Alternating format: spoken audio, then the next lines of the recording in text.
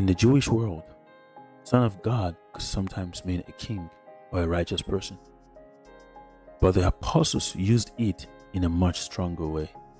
John chapter 5 verse 18 says the Jewish leaders wanted to kill Jesus because he called God his own father, making himself equal with God.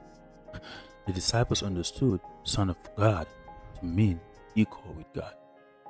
That's why they didn't flinch when Thomas said, "My Lord and my God."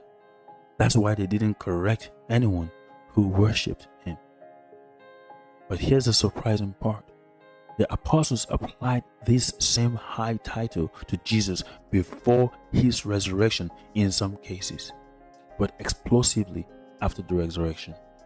After Jesus rose from the dead, their belief went from "this man might be divine" to "this man is God," with total certainty. Romans chapter 1 verse 4 says, Jesus was declared to be the Son of God in power according to the Spirit of holiness by his resurrection from the dead. That means the resurrection didn't make him divine. It revealed what was always true. The resurrection was the public declaration. This is God. The apostles didn't slowly invent a theology. They had an event, an empty tomb, a risen Jesus, hundreds of witnesses. And that event forced them to conclude that only God could raise himself and conquer death. So let's put these together.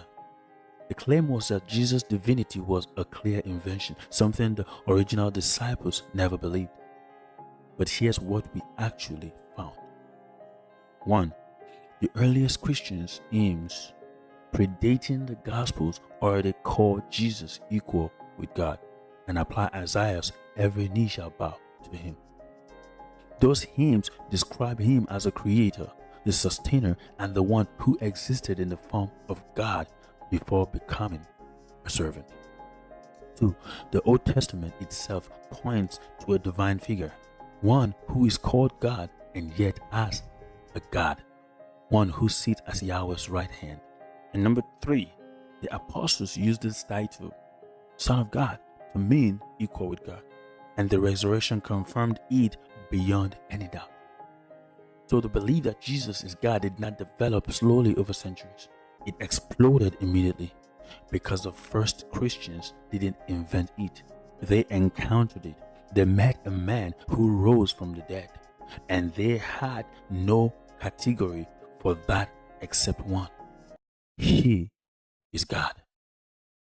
In part 3, I want to directly address the Islamic objections, the claim that Jesus was just a prophet, the claim that the Holy Spirit he promised is actually Muhammad, and the claim that the Bible has been corrupted. But before you get there, ask yourself if the people who were there, the eyewitnesses, the hymn singers, the martyrs, already believed Jesus is God. On what grounds would you say they were wrong?